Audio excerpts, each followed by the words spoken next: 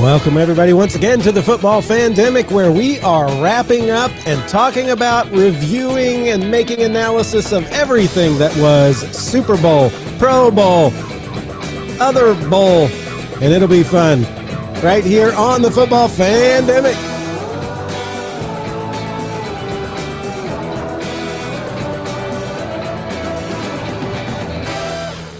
You think I could have come up with something better than other bowl? Maybe toilet bowl, or I don't know. Or the honors, the MVP honors. The MVP honors bowl. Yeah, we're going to talk about all that kind of stuff here today.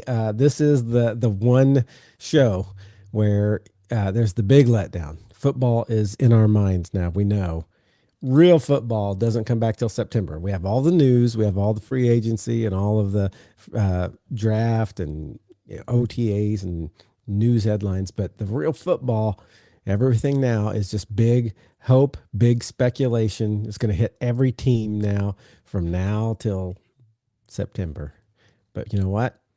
That's okay. We're going to look back for just a moment before we move on. We're going to look back and just revel in what was 2025, 2026 football. But before we do that, as always, I'm Matthew Thomas here with Josh Kolodziejski and Brandon Colmark, and we're going to start with some news today about the things going on in the NFL, led by our own Josh Kolodziejski. Yes, and in starting this by not looking backwards but looking ahead to the 2026 NFL coaches, we have our final three that have been assigned, I guess, that have been hired to their new homes since our last show. You've been assigned to the Browns, whether you like it. It's like Hard Knocks. If nobody chooses to be hired by the Browns, the NFL comes in and assigns somebody to the Browns. It's a dystopian sort of, young adult novel that everybody that'll make its way to the movie sometime soon. But Todd Monken is the former offensive coordinator of the Baltimore Ravens. He was going to join John Harbaugh with the New York Giants as the offensive coordinator there if he did not get a head coaching job. And sure enough, he became the next head coach of the Cleveland Browns. It was down to him, Jim Schwartz, who was their defensive coordinator, and then Rams quarterback coach Nate Scheelhaase. Scheelhaase was the favorite, but the Browns wanted Scheelhaase to keep Jim Schwartz on as the defensive coordinator. Scheelhaase wanted to make his own decisions and had kind of seen how Jimmy Haslam can meddle into things in the past and have it go very, very much awry. So they wanted to keep Jim Schwartz. So they instead hired Todd Monken. That made Jim Schwartz mad because he wanted to be the head coach and he decided to resign. So they didn't get Jim Schwartz anyway, and they probably got the lesser of the two picks that they wanted. Jim Schwartz was so mad that, he's under contract for this year. He's just going to take the year off and resign until his contract goes out, or if they decide to let him out. And then he's probably going to go to the Bengals and then haunt the Browns for the next decade or so as their defensive coordinator. This sounds so Browns. Yep.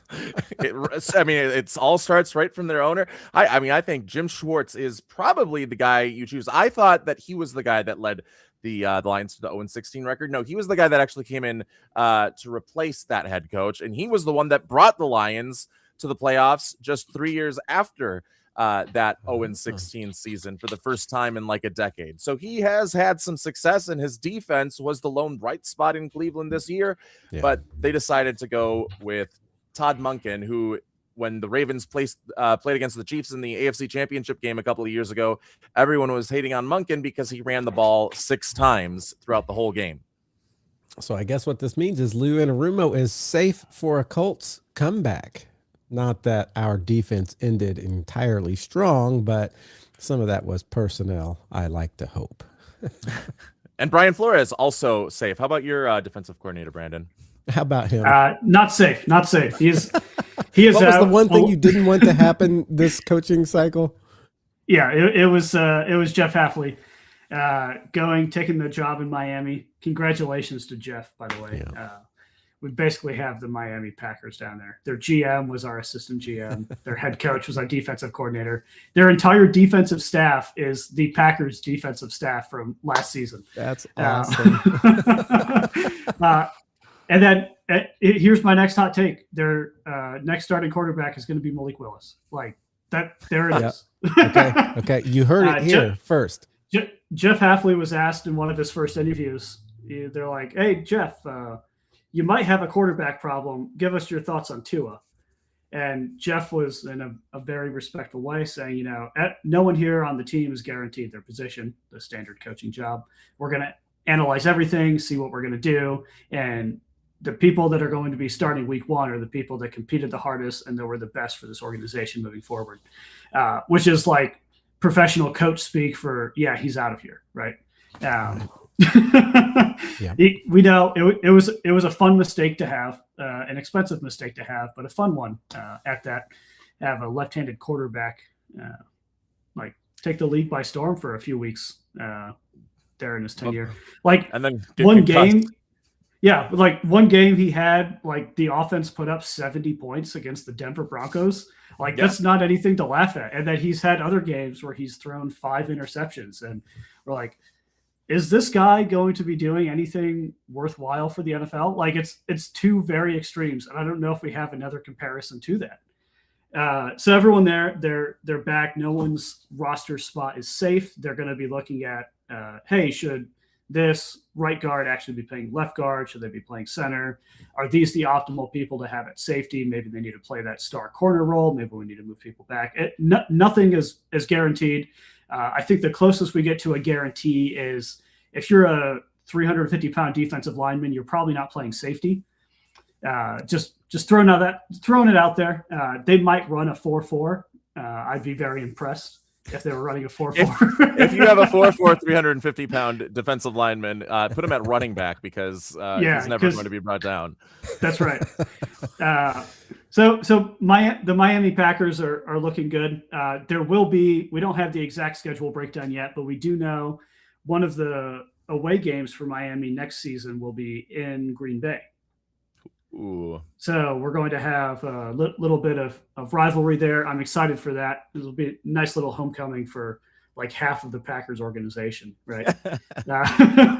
And you guys did get yourself a defensive coordinator, right? In all of that mess? We did. And that is a very hotly debated topic here in the state of Wisconsin. The consensus favorite amongst the citizens of Wisconsin is Jim Leonhard coming back. He was over with the Broncos as their pass game coordinator, previous head coach, interim head coach of the Wisconsin Badgers in Madison. And then now he is out with Buffalo. But the Packers didn't want to wait literally 3 days to learn that Denver was out of the playoffs after the AFC Championship game, just to interview Jim Leonhard. We went out and we got proven defensive coordinator Jonathan Gannon, who was the former head coach of the Arizona Cardinals, now replaced by to lose LaFleur, or at least debating it, and LaFleur did end up. And I did say it on this podcast. I felt like the team that was going to pick up Matt LaFleur, if he was fired, was going to be Arizona. You did say and they got as close to Matt LaFleur. And I've said it before, Keyshawn Nixon is not my guy for CB1. I don't think he's any team's guy for CB1. He's okay, but he's not your top corner guy. And then I want to know a little bit about how are you going to develop some of these younger people. I want to know what's going to happen with Edgerrin Cooper. He's played at a really high level for being really young.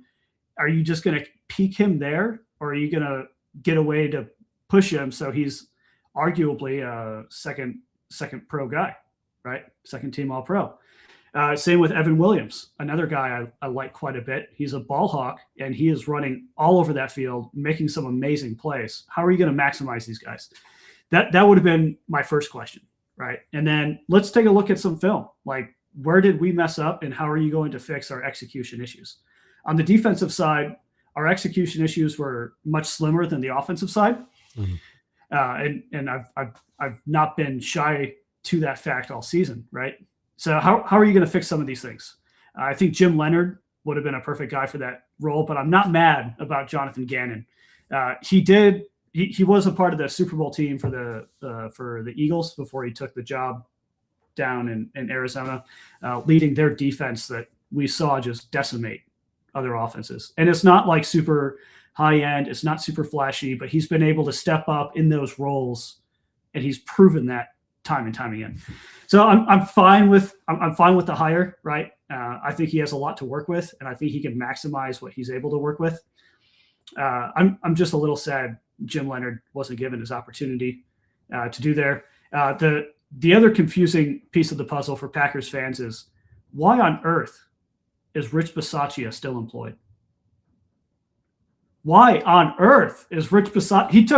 He took the Packers special teams from 32, so you can't get lower than that, all to the way 28 to 28. It's some like gradual improvement. There you go. Yeah, it's moving in the right direction. And that's where he peaked. And if something happens to Matt, he is also our assistant head coach. Like, he's the guy that takes over for Matt LaFleur if something happens to him. Now, I hope nothing happens to Matt, right? Keep Matt healthy forever. So here's a question.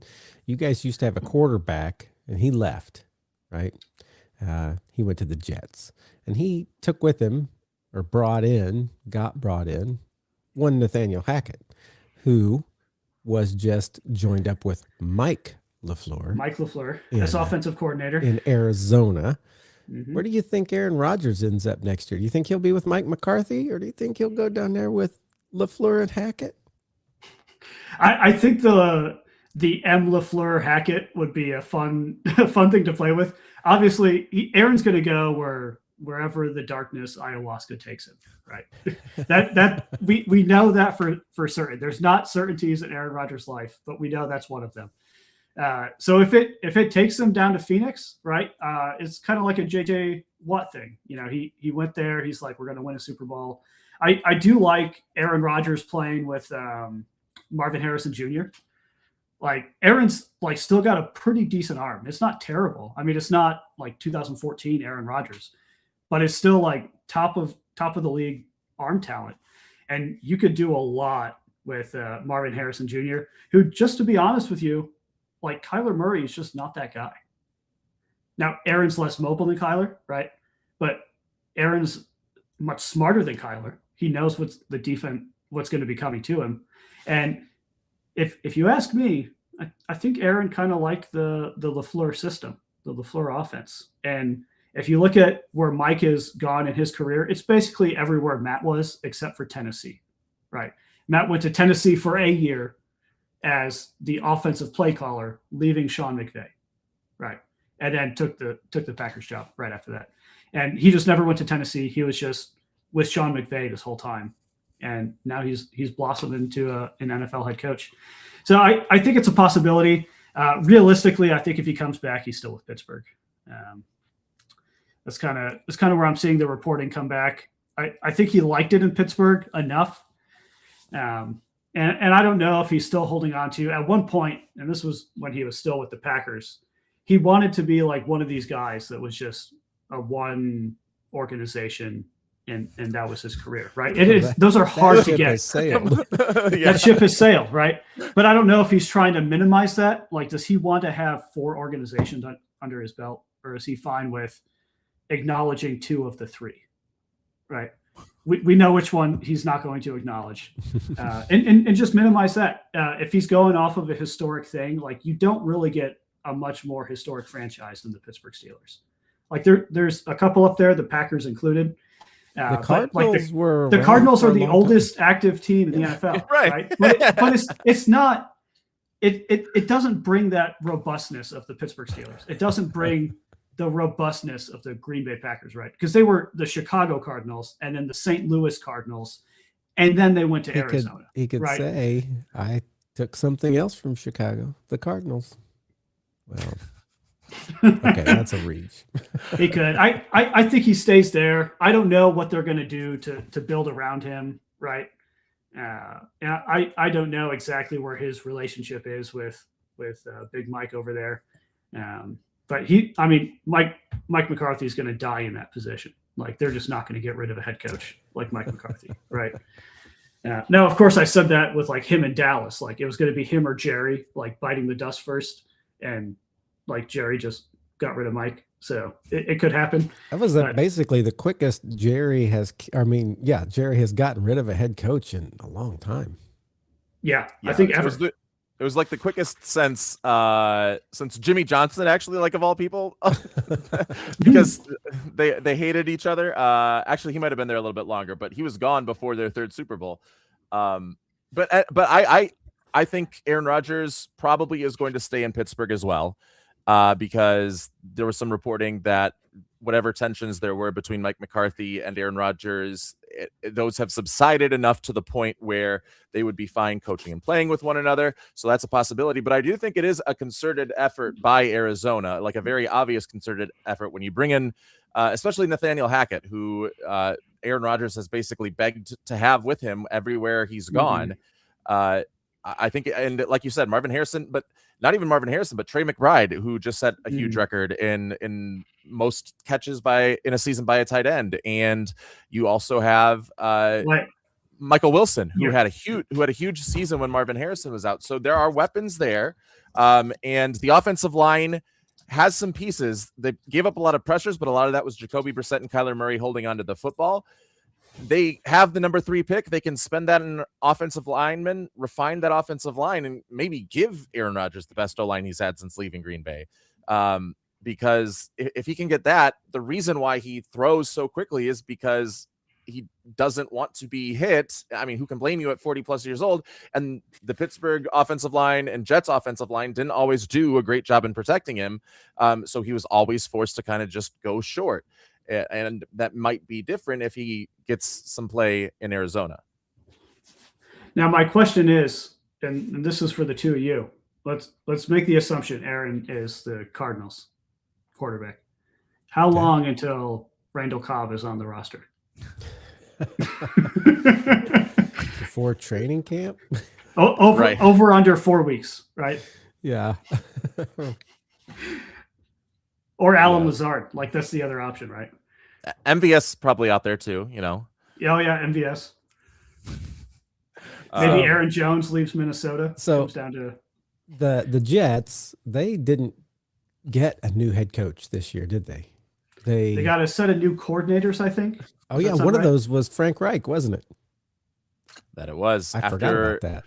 They got rid of the Detroit guy, which was a little puzzling because he seemed like the only bright spot on like the Jets was his play calling when they had Justin Fields. He did the most with what he could for Justin Fields, and that was like they basically just installed a heavy run option sort of offense with, you know, mixing it with the modern NFL offense with still some drop back stuff, but it was like almost Army Navy type of offenses at some points during the first couple of weeks with the Jets before Justin Fields got hurt and before they started like really falling behind.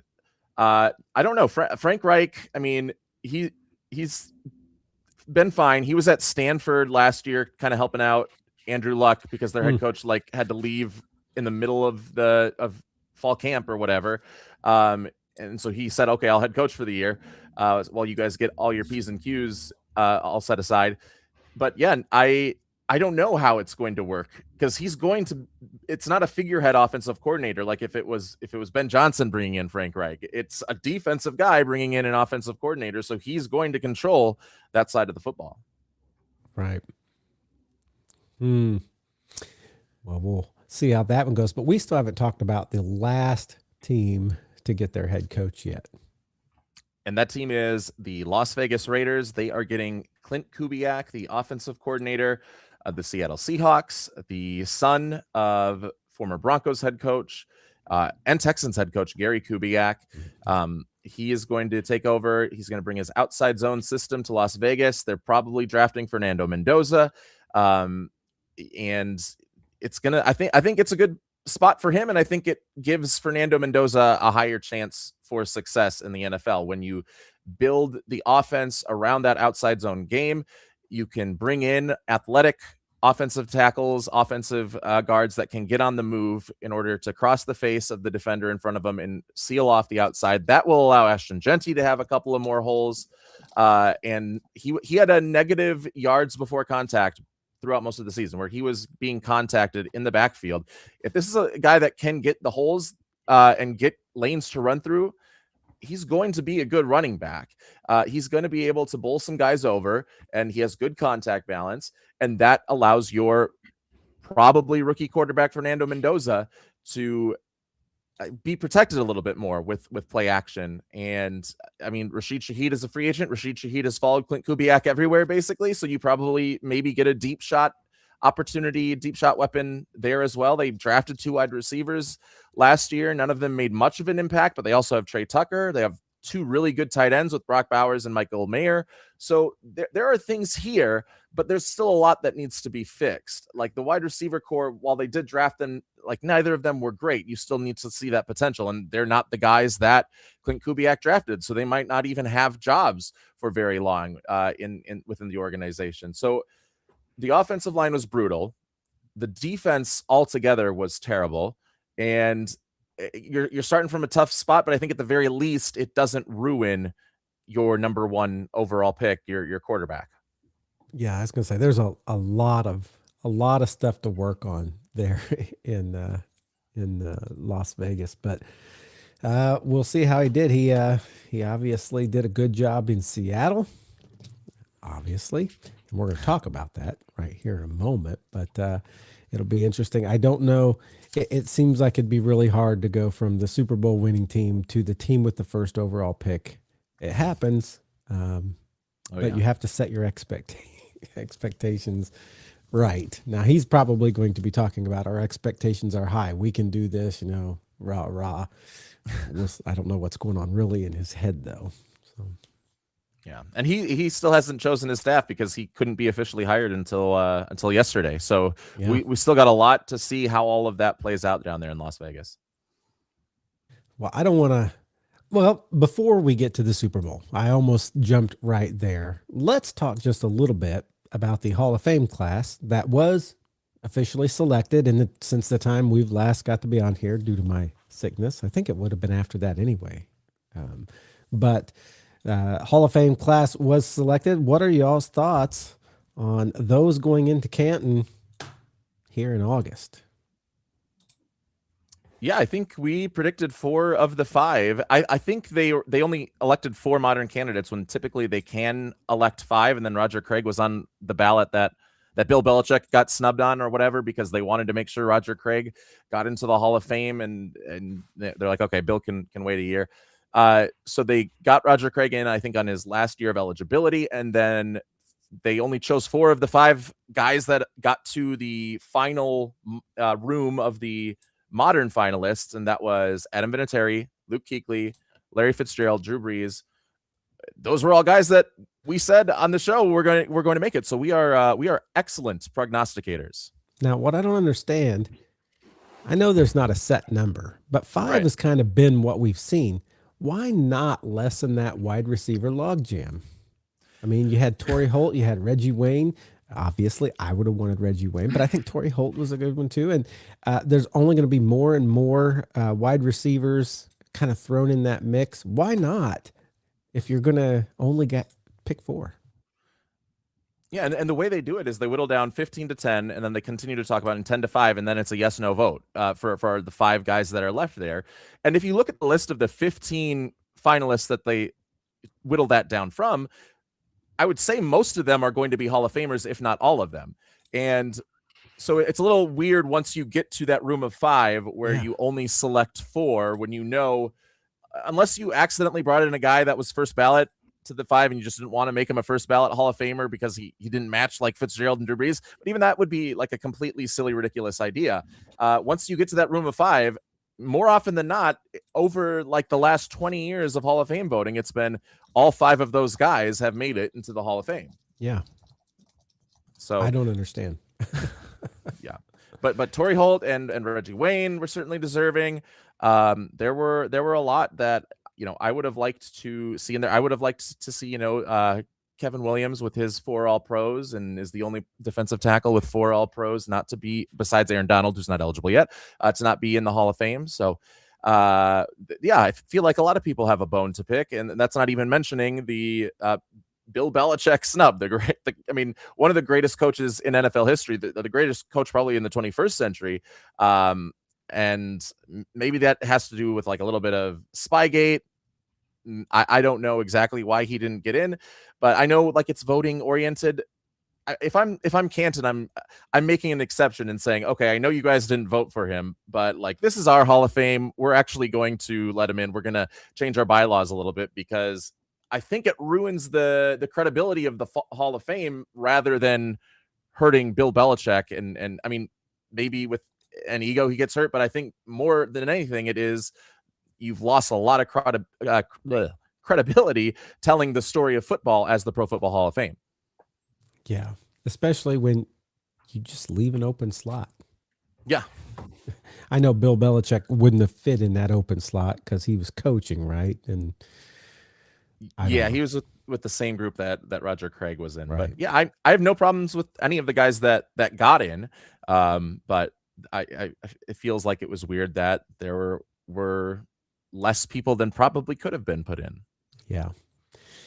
So there's that. Like you, the guys who did get in, I agree with them. I didn't really know who Roger Craig was. I had to ask Josh just before this. I'm like, who was Roger Craig again? And he's like, yeah, he was in like 85. And at that time, I was kind of watching Colts and Bengals because they were the two teams close. I wasn't watching the 49ers, really. I wasn't old enough to have the same palette that I have now where I just love every football game. But the rest of them, yeah, I'm glad Adam Vinatieri got in. He should have got in last year. I'm just going to hit that drum one more time, but he is in, and that's good. Larry Fitzgerald, definitely deserving. Drew Brees, absolutely deserving. Somebody was talking to me this week, and they're like, you think Drew Brees should have got in? I'm like, who are you? Of course Drew Brees should have got in first ballot Hall of Fame, just like Tom Brady will get in first ballot Hall of Fame. It's like saying, do you think Tom Brady should get in? I don't know if we can be so certain about anything now with Bill Belichick not making it on the first ballot. Right. Well, let's move on to the big dance that has just ended. The party is over, but let's for a moment step back and relive everything that was Super Bowl 60 in the Bay Area, I guess, because it wasn't in San Francisco, but they did show the Golden Gate Bridge. Yes. Every commercial break. So I think the 49ers, when they moved out of San Francisco proper, I don't know if they were ever in San Francisco proper, but I think they're further away from San Francisco than the San Diego Chargers were in their move from San Diego to Los Angeles. I wonder what the math is there. Yeah. I wonder. I don't know either. But so here we go. We have the big story is you've got your second-year quarterback, Meg Dre, and the upstart New England Patriots that were nothing, but they kind of came to life, had this great record, but everybody was questioning what was their schedule. Was it tough enough? Oh, they got to the end and they beat some teams. Okay. Well, they did beat some teams like the Houston Texans and the Bo Nix-less Broncos, who had good defenses, but who had absolutely neither one of those teams had any offensive output. Okay. Then you get to the other side and you got the Seattle Seahawks, who all year were kind of flying a little under the radar, at least for the first half of the year. And even when people were talking about them, not a lot of people really watched their games. And you have Sam Darnold coming in, who just left a 14-3 record. Is that what it was? 14-3 record with Minnesota. Steps over into the Seattle and goes 14 wins again in the regular season and is in the Super Bowl. And he's the resilience story, but you also have this, it's not the Legion of Boom. What is it? Dark side defense. They got this defense, the dark side defense, and they got this new head coach, one of the Mike Mix. And so we're starting this game. This is going in and game starts. What's your all's thoughts as this game was starting? Well, it looked like throughout most of the first half that it was going to be defense dominated, and it really, for the most part, was. I guess before you get into that, we should say we talked, maybe it was in the intro, maybe it was before, I can't even remember, about like who we thought we would have picked, but we obviously were not here last week because I was sick and we didn't get on and we didn't make those picks. But I was kind of surprised that, Josh, you were going to pick the New England Patriots. Yeah. I picked the New England Patriots. If we had a show on Tuesday, I might have still been on the Seahawks, but I kind of like looked at it more and would have ultimately gone with the Patriots, which ended up not happening. Not happening, but yeah. Hey, at least you, Brandon Harris, and Blake Faith were all aligned. It was like choosing between two former exes, one in Drake May that you never really had or you had a chance with, but you were too scared to go over and ask her to dance. So you just like shared a glance across the room. And then when the Patriots said, oh, we actually want 3 first-round picks, not 2 firsts and a second, that's when you said, oh, that's a little bit, I'm too nervous. You're way too out of my league. I'm not going to make that move. And then we have Sam Darnold, who we had this like really good relationship with, but we were too scared to commit. And we saw a younger quarterback, a younger person, and we kind of got lustful and had eyes for that person and sent our ex on her way and said, it's not you, it's me. And then the ex goes and wins the Super Bowl, and it turns out the new younger girlfriend is, not a great person as of right now. Yeah, okay, that's not to speak of JJ McCarthy. I'm just trying to connect the analogies. I'm not saying JJ McCarthy is a bad person. I'm saying I'm cutting this on you.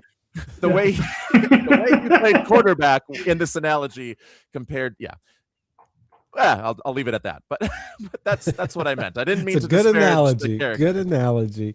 And I think Minnesota fans right now are all sitting and like kind of wondering what if we stayed together?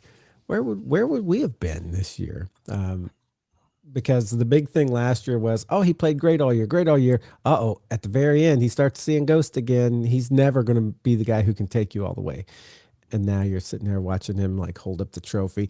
Now, granted, he did not win Super Bowl MVP because, as you said, this was a pretty defensive game, not a highly offensive, at least quarterback offensive, wide receiver offensive game. We did have a running back who did some stuff. And of course, that was our Super Bowl MVP, Kenneth Walker.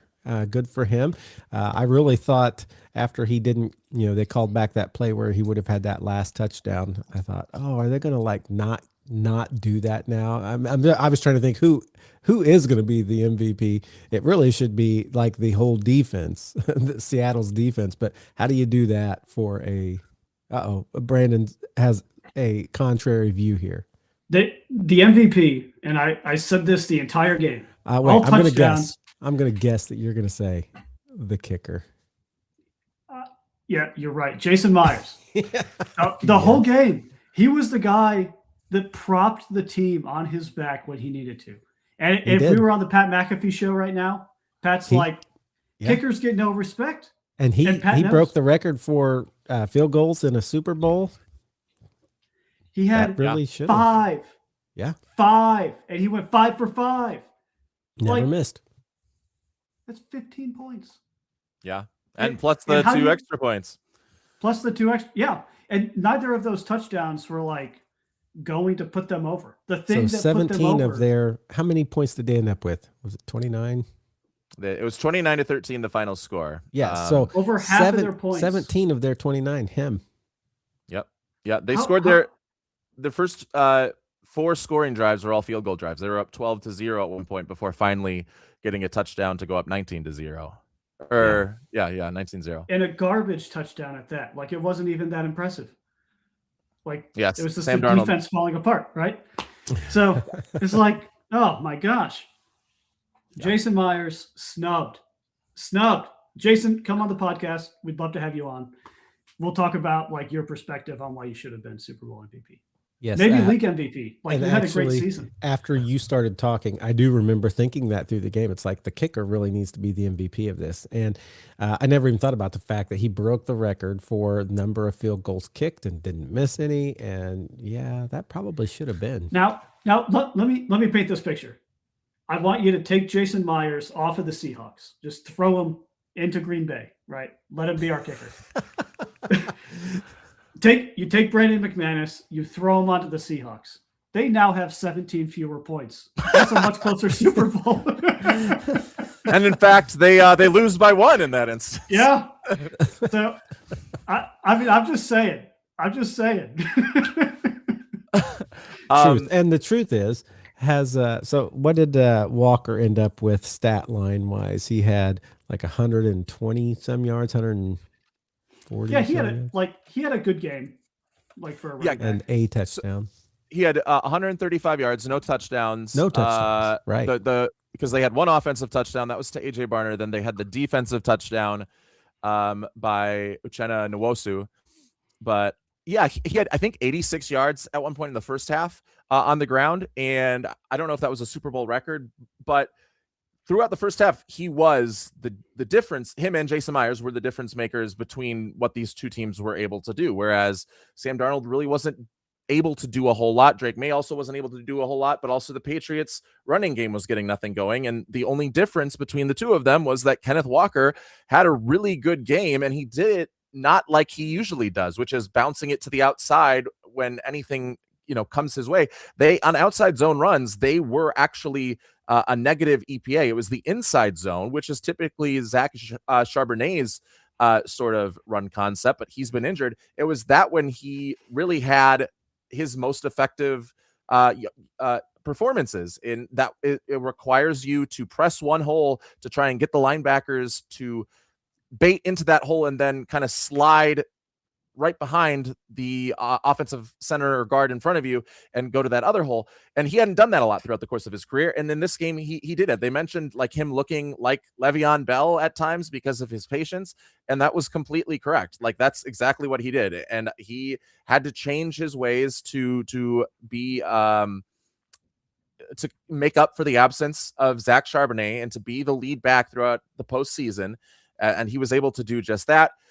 That being said, I also would not have given him the Super Bowl MVP. Mine also would not have gone to Jason Myers. So if you don't want to come onto the show, Mr. Myers, I'm sorry, I've ruined that. It would have gone to Devin Witherspoon, who is their 2023 first round pick, their cornerback. And he was used in a variety of different ways. He was used in coverage. He was used kind of almost as like a strong safety, an in the box safety. And he rushed the passer 6 times. And he got 4 pressures on those 6 pass rushes, and all of them were huge. One of them forced an incompletion. One of them was like a -2 yard pass. The other was a sack on 3rd down or maybe a second long while the Patriots were almost into field goal range. And then he also, even though the game was pretty much over at this point, he forced what I thought was a fumble at the time, but was actually ruled an interception. But he forced that interception. He hit Drake May as the ball went up into the air, and it went right to Nwosu, who took it in for 6. Like he came up at these huge opportune times. He was asked to do pretty much everything, and he did it flawlessly. So we had options for that pick that they didn't consider. And so here was my question through the game, and you probably have a stronger opinion as you are more stats oriented. Obviously, it felt like a very defensive game, but I just kept wondering, is it really a case of just bad offensive lines for both of these groups? Yes, the defenses were good, but like Seattle was just rushing 4 the whole time. Their offensive line should have been able to stand up just a little bit better. Now, they did have 2 rookie offensive linemen. Flip the script, though. Seattle, their offensive line, man, Sam Darnold never had a chance to let a play develop. I kept watching play after play, and nobody could get down the field far enough for him to throw anything further than like 10, 15 yards at max.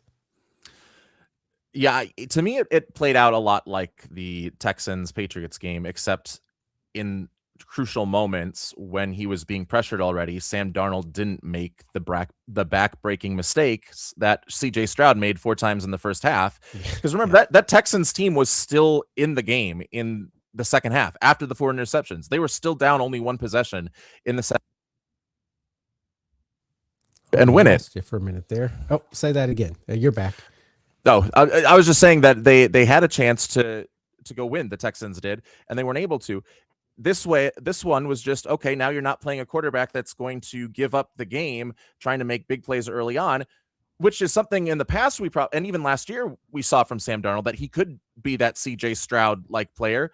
But credit to him that when he faced that pressure, especially in the first half, he didn't turn the ball over 4 times or any times throughout the course of the game. That he led the league in turnovers? That can't be. I heard the commentator say something about he had lots of turnovers in the regular season, but yeah, it always kind of they worked it out, and he didn't do that at all here, and that was a point of difference for sure.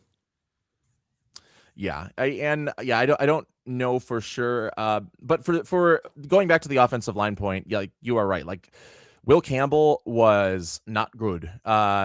Next Gen Stats credited him with, or I don't know if credited should be the correct word, but he was responsible for 14 pressures in 49 dropbacks when Drake May was throwing the football, which is insane. Like, I remember looking up some stats from the NFC Championship game, and it said that Anthony Bradford had allowed 8 pressures against the Rams, and I was like, oh my gosh, that's a big number. This is almost double that.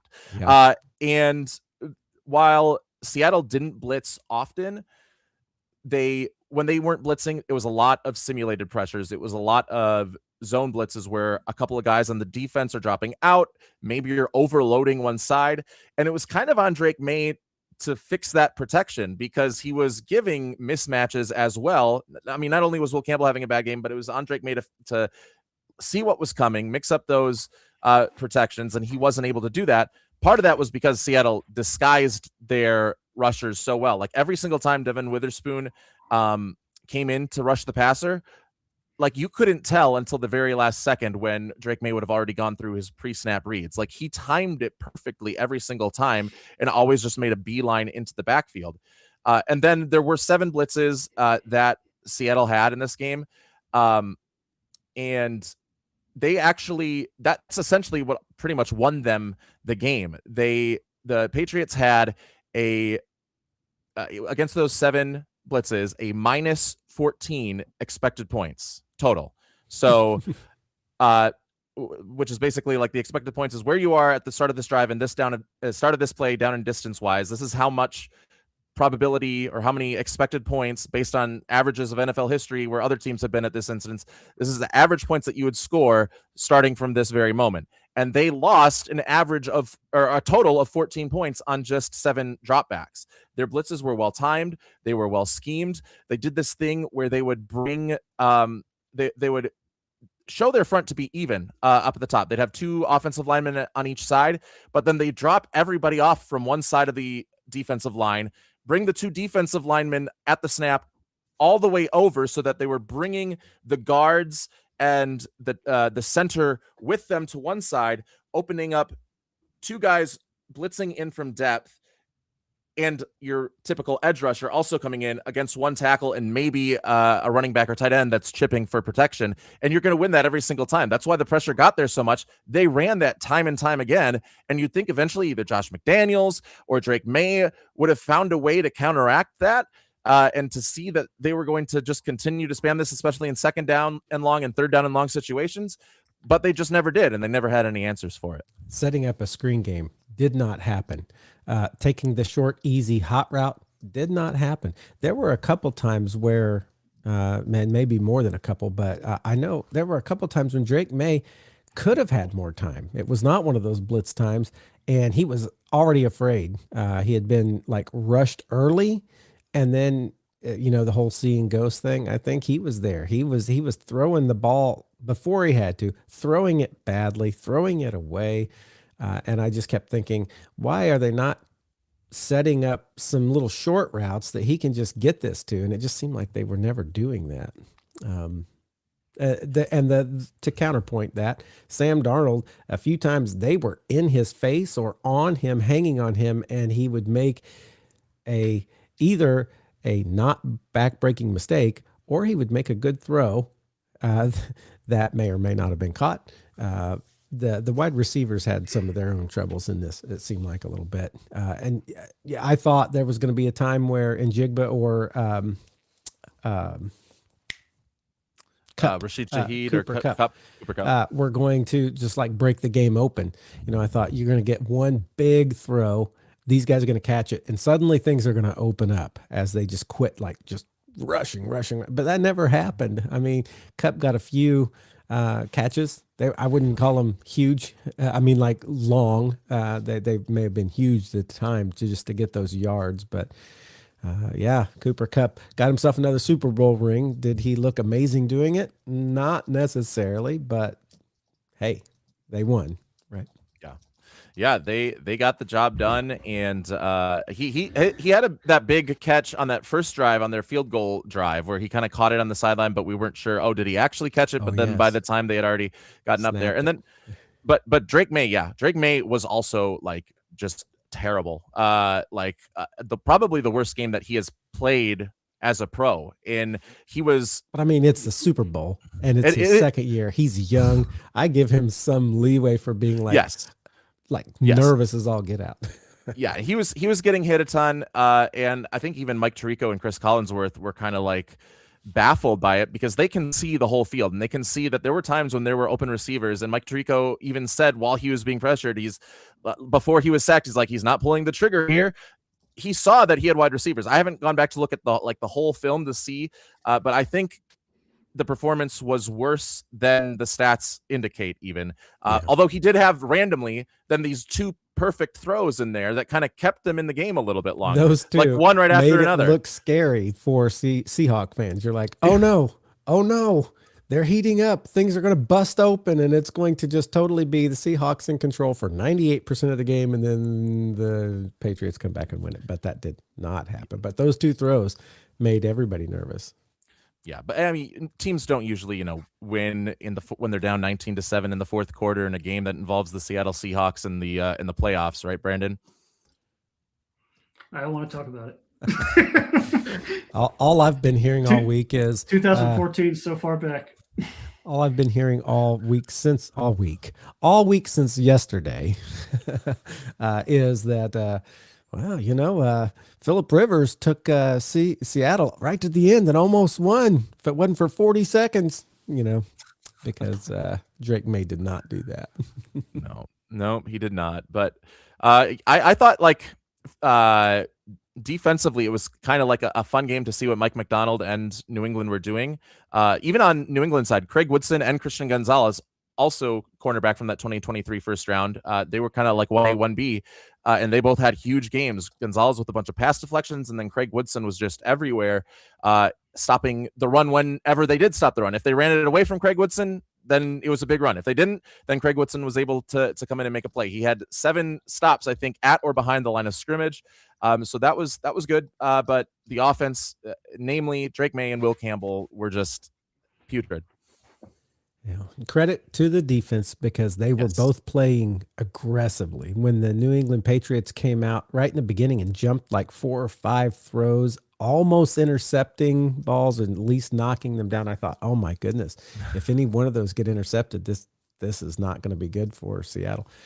So they did that. And I've in the past said I love a good defensive game, but I realized yesterday, 2 days ago, I realized that I really like a strong defensive game, but I want an offensive guy who comes out with murder in his eyes, a quarterback who just pins it and like aggressively makes offensive happen. And I didn't feel like I had that at all. And so I realize I do like a little more offensive game. I do like a little bit higher scoring than we had in the Super Bowl. And I like it when there's a strong defense and maybe they're even beating up the quarterback, but the quarterback just has what it takes to pick it up and make it happen. And so I did kind of miss that. Yeah. Question for y'all. Oh, go ahead. Oh, no, you can go ahead with your question. Well, no, my question was totally in a different direction. And that is, what'd you all think of the halftime show? I heard lots of, I didn't really understand all the contention about the halftime show because I'm not really plugged into social media and political stuff. And I sensed it was something to do with that. I watched the halftime show.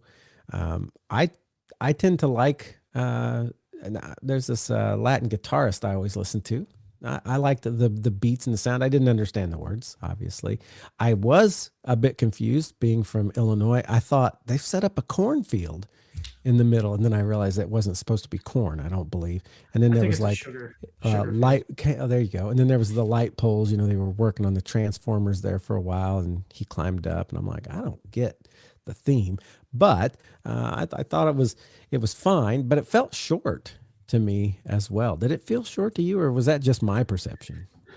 I think it was 13 minutes on the shorter end of some halftime shows, but there was a little bit more setup with this one, setup and Yeah. tear down. So you get 30 minutes total for everything, right? So you So got, I you will got to play that say in. I've heard lots of people commenting on it afterwards, and I don't know. I think one of the most telling ones I heard was a guy from Puerto Rico saying he loves Bad Bunny, he loved the show, but he felt like it was the wrong decision by the NFL trying to force a moral or a global or something. And he obviously loves Latino music, but he said if I was watching the World Cup and they tried to bring in a country artist just to make diversity, I don't think I'd like it. And he said, and I think that's how I felt here. That's how he was saying he felt. I didn't really. All I noticed was people in the stands just were standing there through the whole thing. So maybe it wasn't the best fit. I don't know. For me, it was probably weird at the stadium being there, because you're just watching him go through, maybe seeing him going through the sugarcane field, and you're not really seeing what's happening except on the screen. Like, I think the Super Bowl performance, they make it more for TV. Like, I remember when The Weeknd did his, and I don't know where it was. The Weeknd yeah, and he wasn't even on the field at that point. So it was kind of weird, because like, what are they cheering for in the stands? In terms of like I don't know too many Bad Bunny songs, and so to me, yeah, obviously the language barrier, but I wouldn't have really been able to focus on the music anyway when it's an artist that I don't know, regardless of You what can't sing along, language. although it was good Right. grooves. Good Yeah, grooves. yeah. I thought it was immersive with the camera work. I thought it was like, kind of told a story, kind of showcased Puerto Rican culture, and like there was a wedding on the field, and that was an actual wedding. That was it was Oh, like an official wedding. That really? I yeah, didn't even know that. they had invited Bad Bunny to their wedding, and he instead invited their wedding to the Super Bowl, essentially, which was really cool. Okay. I thought that looked like a wedding, but I wasn't sure. And I mean, he is.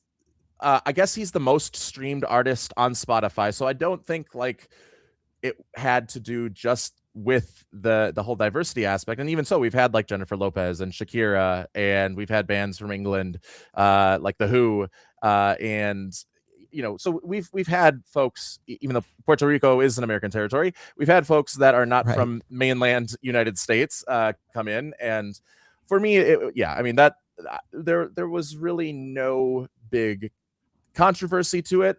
I think the biggest controversy is that Ricky Martin was up there. I was never a big fan of Living La Vida Loca. Inside, outside, living La Vida Loca. Although I'm able to sing it, huh? Yeah. I didn't even, I knew who Lady Gaga was. Ricky Martin, I think, might have been before my time. We had just because I'm old.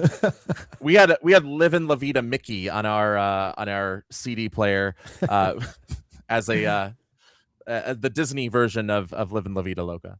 There you go. So Super Bowl, the halftime show happened, came back, second half, a little more scoring into the game. I think it was very obvious. There's some of those where you get to the end of the game and it's like at the last second, a team loses and they're like crying. This one almost seemed like such a long time coming. By the time they got to the end, that the guys just all looked kind of frustrated and down. The New England Patriots, none of them were like, oh my goodness, I can't believe we lost. It was not that sort of thing. And it seemed like everybody knew Seattle was going to win, like, I don't know, with 7 or 8 minutes left in the game. Oh, I knew before kickoff. I knew Seattle was winning. Oh, so Super Bowl happened, 2026 in the books. Sam Darnold, what was it they kept saying about him? Resilience wins. And I mean, what a career so far for Sam Darnold. I mean, we wrote him off completely at one point, and then he was essentially revitalized and I truly say he was revitalized in Minnesota. I remember, well, probably it was the 49ers is where silently behind the scenes he was revitalized mentally, and then it came out when he got to Minnesota. Publicly in Minnesota, yeah. But it's like he's just at the short end of the stick. I mean, at one point he was with the Jets, and the Jets are like, yeah, this isn't our guy, which is like really telling. If you're not the guy for the Jets, like you don't have a lot of I remember on this podcast people floating the idea, hey, Sam Darnold could go to the Colts. And I'm like, oh, no, please, no. Now I'm sitting here thinking, well. Yeah, I guess how many Super Bowls do the Colts have after you thought no to Sam Darnold? Right? Yeah.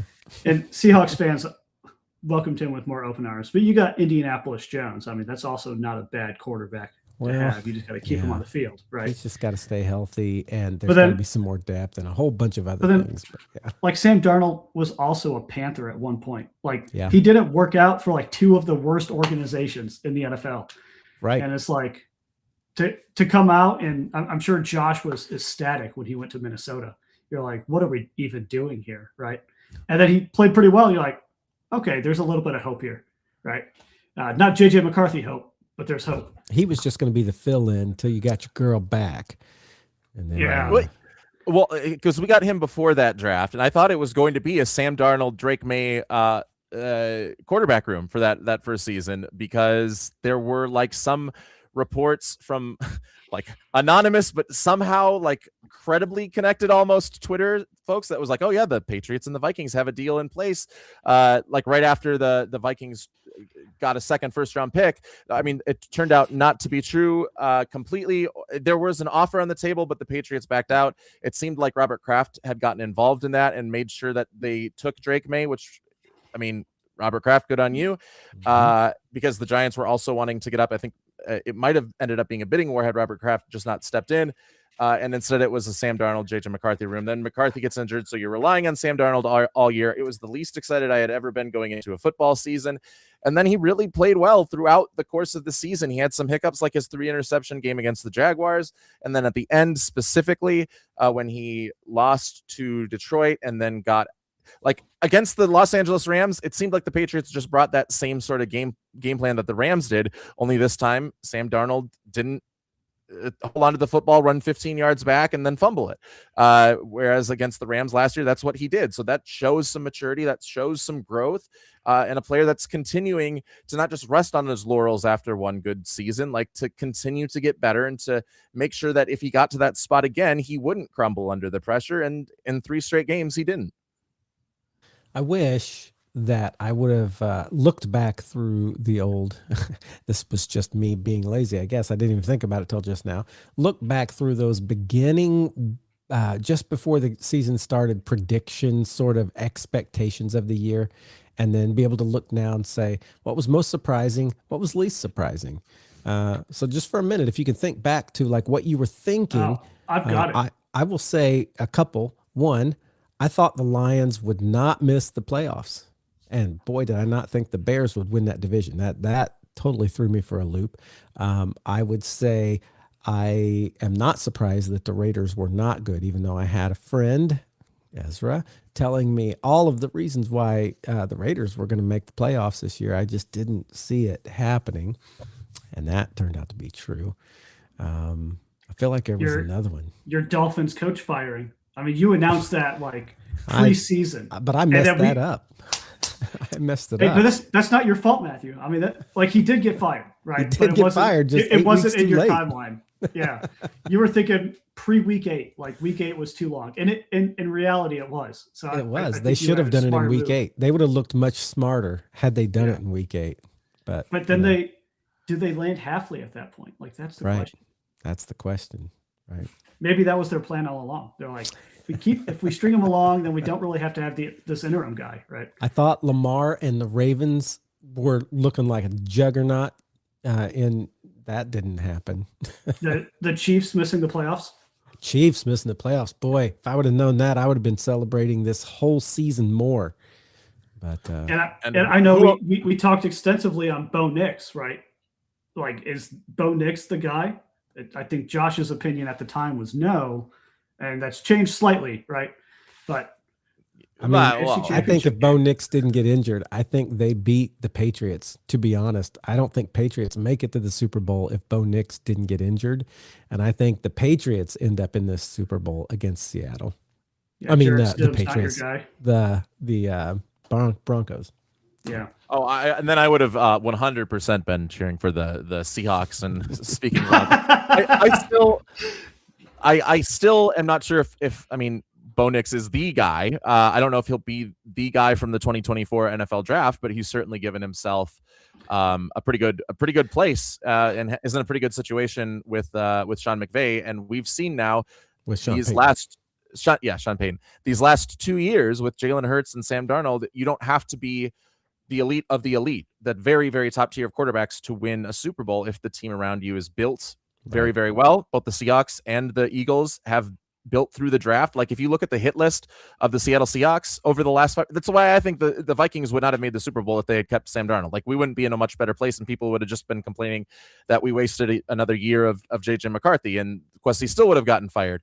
So like, it's I think everything. You wasted a year of JJ McCarthy regardless. I think JJ McCarthy might have wasted the year of JJ McCarthy. I listen, JJ McCarthy, last 4 games, EPA per dropback averaged 0.27. The MVP of the league had a 0.20 EPA per dropback throughout the course of the season. We don't have to go and see, what did he play against the Cowboys? I was just going to say, who did he play against those last 4 games? He put up against the Cowboys. He had the second highest EPA per dropback against anyone against the Cowboys. So maybe there is some hope. That is 4 out of 6 games, or 4 out of 10 games. That's almost half of his career where he's played at an MVP level. And that's taking into account, the first 6 weeks of his career, he's just getting into the NFL. He had come off of a major knee injury, and then he injures his ankle. He's working through all of that, and then his head got bumped with the concussion, and everything clicks for him. And he came back and played really, really well. Now, is he made of paper like that SpongeBob fish that they want to sell candy to? No, yes, he is made of paper. So that is kind of the issue, is that he's like he's going to be like Achilles in that sense. But it's going to be like a Daniel Jones, isn't he? Yes. So I don't even know where I started the whole thought process from, but yeah, the Seahawks draft really well, and so do the Eagles, and so do the Broncos. So I could definitely see, going back to Bo Nix, I could see that Broncos team still being like an excellent sort of squad for years to come, and I could see Bo Nix winning a Super Bowl because, again, if you have a team that is built well, you still need a competent quarterback, but it doesn't need to be Patrick Mahomes. It doesn't need to be Josh Allen or Lamar Jackson. Yeah, I think hopping back, Matthew, to things we didn't predict, I never would have thought Mike Tomlin was no longer a head coach, right? That's just one, and it came out of left field for all of us, right? There was a mutual parting, according to reports, right? All right. If you listen back to the first Football Fandemic episode of the season, or the preview show, one of my 8 coach firings was Mike Tomlin, but he wasn't fired. You're right. He was mutually parted ways. Right. I think the Washington Commanders underperformed what we thought they could do. Right. Definitely. I think that's a fact. But probably the biggest one that we got wrong, and I say we, and I mean me, was, will the Packers go 17-0? Like, I laid this out. I laid it out for everyone. The path to 17-0 is you just don't lose a game. And the Packers couldn't do that. They lost a game. So they underperformed expectations. If only they could just win every game like I tell them to, then they would see that they could win it all. That's right. And so that was probably the biggest disappointing one to me, right? And that came in week 3 when I got hit with that reality. So, but I think we had a lot of stuff wrong, right? I think the Jets, while they didn't perform great, were still under expectations. Like, we expected a little bit more out of the Jets. We expected him to get at least one interception at some point this season. And with a defensive-minded coach, right? I don't think I expected Josh Allen would not. Did you already say this one? I'm sorry. I was I haven't hit Buffalo yet. I did not expect Josh Allen to fall completely as far as he did. Well, the team, not Josh Allen so much, but I think I expected more out of Marvin Harrison Jr. Mm-hmm. Right, and his third season. Yeah, and he got off to like a good start, but then it just like all kind of collapsed for him after. Yeah, it was injury. a tight end led receiving group, right? Mm-hmm. Which is fine. I mean, it's great to have those weapons. You didn't expect, or maybe this should be me. I didn't expect the Colts to do junk, although I pegged it exactly on. I got all warped because I said they would get 8 wins, and they got 8 wins, but it all happened like right away, and then I had all my hopes brought up just to be dashed again. I think more of that, Matthew. That was an emotional thing for you. Like an emotional roller coaster. if you set the expectation bar low and they exceed it, like emotionally we're happier for our team, right? Yeah. But if you set it high and they miss that bar, like it's not the same. But sometimes when you set it exactly right, but they just fool you early, and they play jump rope with your you're emotions. even more dashed than you would have been had you been wrong. Because we had a podcast episode like Colts are number 1 in the NFL, something along those lines. Number 1 in the NFL, just before the cliff. We're like we're all dancing on the edge of the cliff. We didn't even know we were on the edge of the cliff. We're like dancing, and then all of a sudden it's just like lemmings. We're all just falling off this cliff, just one after another, watching the Colts just go one game. I was also impressed with George Pickens this season. I thought he played exceptionally well in Dallas. Right, I wasn't expecting that. Right, I was rather pleased. He wasn't even on my fantasy team, but I was like, wow, George Pickens, not bad. Come to Green Bay, right? You got the same agent as Jordan Love and Micah Parsons. You can so here's probably the get question, a nice real quick on that. Do you think that'll carry over? Mike McCarthy leaving? What do you mean, Mike McCarthy leaving? I mean, well, Kellen Moore is the head coach of the Cowboys. Who was this? He wasn't even. Mike McCarthy wasn't even. Oh no, not Kellen Moore. Yeah, who was his? Schottenheimer. Yeah. I get them. Brian Schottenheimer. Yeah, there you go. So there you go. Wait, Mike McCarthy wasn't with the Cowboys. This is how little attention I paid the Cowboys. Yeah, that was like Mike McCarthy was there still. I think Mike was there for one full season. He wasn't even there in this high offense. Okay. I think this is Schottenheimer's second season. No. This is Schottenheimer's first season. McCarthy was there going back to 2020, I believe, because he took a year off from Green Bay and then got hired by the Cowboys.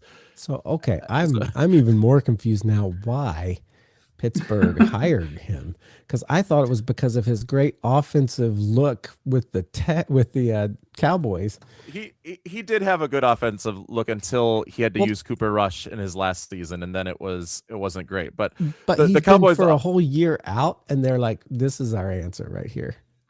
Well, that's what the Cowboys did after he left Green Bay. He took a full year off, and the Cowboys were like, "Oh yeah, let's bring him in." And really confused.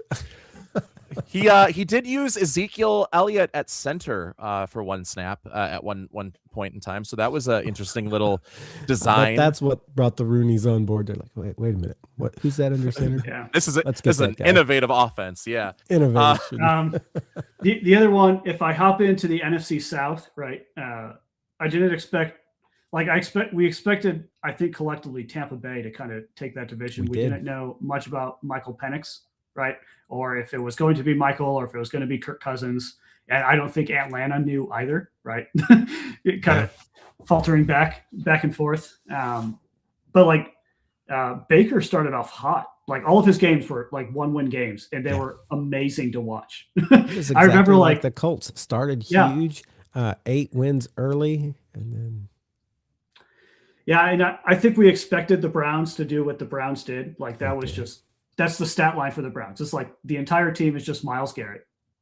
And then there's everyone else, right? Yeah, I don't know that we fully expected all those quarterbacks to still be on the roster. Or for all of them to be Pro Bowlers. Yeah. Right. Oh yeah, I mean, Shadir Sanders exceeded expectations. He actually saw way the field. way exceeded He saw the expectations. field. Like Saw I the field thought, enough to become a Pro Bowler.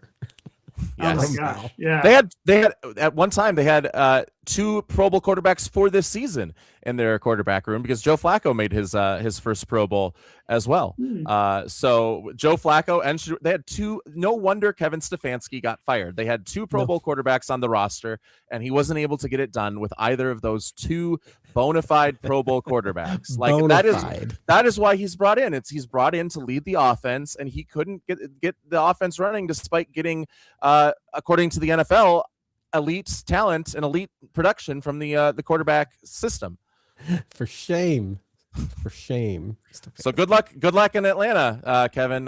You're going to need it apparently because you're not going to have a Pro Bowl. You're going to if he turns Kirk Cousins, if Kirk Cousins remains, right, and Michael Penix into 2 Pro Bowl quarterbacks. I mean, that's almost Hall of Fame worthy coaching right there. Yeah.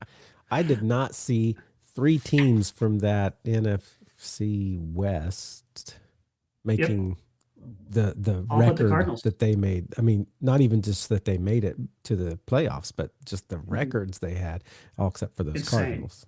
Yeah.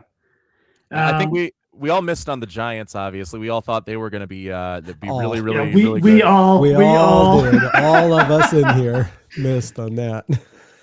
Yeah. The other one is I feel like Joe Burrow was as expected, right? We talked about it. We didn't feel like he was going to be healthy the whole season. That's kind of been his case. When he was in, I was pleased, but when he's out, like the team just didn't know what to do. Yeah. T. Higgins was not traded. That was a big one. I thought by the trade deadline, someone would have we're grabbing T. Higgins. Or they had just signed him to Henderson, who obviously wanted out, or Hendrickson. Yeah. Yeah. I think I was most surprised by I had both Seattle and New England making the playoffs. I didn't know how good both of them would end up being. I whiffed on the Cardinals completely. I was excited for Jonathan Gannon to finally get some players on his defense, and then his offense fell apart because Kyler Murray got injured, and Kyler Murray just has continued to depreciate in value year after year after year. And then they just lost a ton of 1-score games, including a disaster against the Tennessee Titans, which pretty much ended their season. Jacoby Brissett, can we highlight that? I did not expect Jacoby Brissett to come out and have decent playtime this season. Decent playtime that never quite got there. That feels like his whole life to me. When he was in Indy, it's like he played really well, but we didn't win a lot of games. He played well, but we didn't win. That's still what's happening. And I don't remember where he was in between those two, but a few other places. Yeah. Josh, are you excited for Jonathan Gannon to get some players on his defense again? Yeah, no, he does a lot of what Mike McDonald does, and it's not being aggressive, but it is bringing unbalanced pressures, unbalanced simulated pressures, and a lot of fire zone blitzes, so that it confuses the opponent's offensive line and basically creates the feeling of a blitz, even though they're only rushing 4. And he and Mike McDonald, I think, are very similar in that way. Now, Gannon plays a little bit more cover 3, I believe, than Mike McDonald, where he likes to play more 2 split field safeties. But if Brian Flores had been hired elsewhere, Jonathan Gannon was the guy that I wanted to be the defensive coordinator. So I think that you guys got a good one, unfortunately. Yeah. Watch out, JJ McCarthy. That's another one. Did JJ McCarthy hit? Yeah, not at first, for sure. Yeah. Cautiously optimistic. You look at those last 4 games against those great teams. If you look at half of his NFL career after recovering from an injury, yes, he was a Hall of Fame. He was a Hall of Fame half of a career so far. So we'll can't see say anything because those are the teams that Daniel Jones was also awesome against. So, and I'm going to throw the last one out here, Matthew, before you press the send button. The one we talked about, I felt like for 3 or 4 weeks in a row was, we think Matthew Stafford's going to retire because he's been injured. He came in, he wasn't 100%. We didn't know. We think it's probably Matthew Stafford's time. And none of us expected Matthew Stafford to be the league MVP. I think that's safe to say. Yeah. Like impressive stuff from Matthew Stafford. Kudos to him. Yeah. And his kids and his wife. We got to start. And he's returning for 26. We got to make that immortal chamber more easy for anyone to get, because it seemed like he was going to have a back injury that would keep him out for most of the season. I was so scared of the back injury that I didn't pick the Rams because I had not a whole lot of faith in Jimmy Garoppolo to start a full season. Yeah. And then he goes into the immortal chamber and comes out and is an MVP. So is it a cloning chamber? Do we think? Do we even know what really goes on in the immortal chamber? I don't think so. But he looked like a brand new Matthew Stafford. He looked like a 2009 Georgia first round pick, number 1 overall pick, Matthew Stafford, and he performed very, very well. He did, and they looked good. Devontae Adams had himself another shot at it all. Right. All right. Last words before we close today. The next thing we got coming up is probably free agency sometime in March. I don't even know when that starts. We'll probably get on here right about the time that's starting and happening and talk about like the things we think might happen, the things we hope will happen, and the things that did happen. And then we have the draft, and that's in April. April, yes. Yeah, like April 23rd or something in Pittsburgh. In Pittsburgh. So the Kolodziejski top 500 scouting has already begun for anyone. The Matthew Thomas, I don't have first round picks for 2 years. Lack of draft has already happened too. It's already started. I'm right there with you, Matthew. I got Micah Parsons, right? I got Sauce Gardner. I have watched an interview where Sauce Gardner said he was 2 minutes late, and the Colts said that's not going to fly. So I guess I can be happy that he wasn't like, I hate the Colts, but like I was, loving this and like getting what a real football team was like, or real football team. Guys, I am still a Colts fan. See?